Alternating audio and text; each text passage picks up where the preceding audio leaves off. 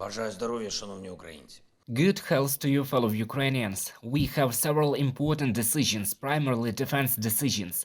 Our European partners have agreed on a joint plan to accelerate the supply of shells for our artillery. This decision is worth 2 billion euros. It provides for both emergency supply and production of ammunition. This is a strategic step. It gives us confidence in our unity, in the immutability of the movement towards victory over the terrorist state. I am thankful to all our partners in Europe, to everyone who is truly interested in making Europe strong and free. A new defense package from the United States was also announced on March 20th. The amount is $350 million.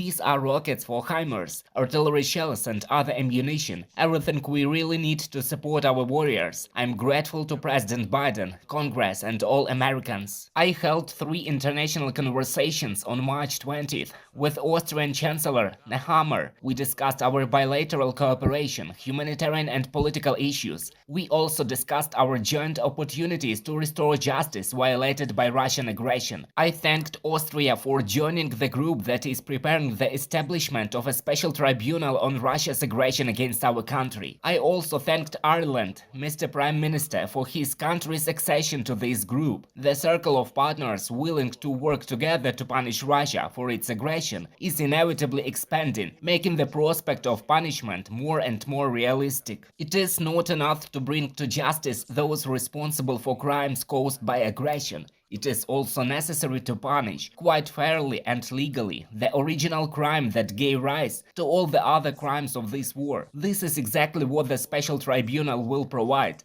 Every day we bring its creation closer. By the way, this issue, as well as our joint work with the International Criminal Court, was discussed in London during the Conference of European Ministers of Justice. I addressed the participants of the conference and urged them to support all elements of international efforts to ensure that the aggressor is surely punished. It is very important that we discuss with both the Austrian Chancellor and the Irish Prime Minister the possibilities of medical treatment and rehabilitation of our people who were wounded by Russian weapons. With the Prime Minister of the Netherlands, Mark Rutte, we focused on defense issues, on quite practical steps that will help implement our peace formula. I informed him about the situation on the front line, our main needs and capabilities. I thanked Mr. Prime Minister for his full understanding of the situation and for his unwavering belief that the power of European values is stronger than Russia's hatred of European freedom. I would like to commend our warriors, all those who are fighting for our country. The 56th and 57th Separate Mechanized Infantry Brigades. Thank you guys. Thank you for your strength and resilience in the defense of Bakhmut. The warriors of the 72nd Black Zaporizhian Separate Mechanized Brigade, paratroopers of the 79th Brigade, Marines of the 35th and 36th Brigades, 74th Separate Reconnaissance Battalion, our artillerymen of the 55th Zaporizhia Siege Brigade.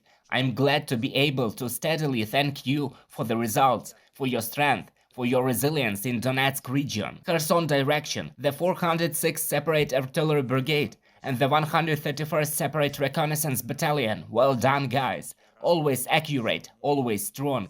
I'm grateful to each and everyone who is now in combat. Glory to all who defend the independence of our country. Thank you to everyone who helps. Glory to Ukraine.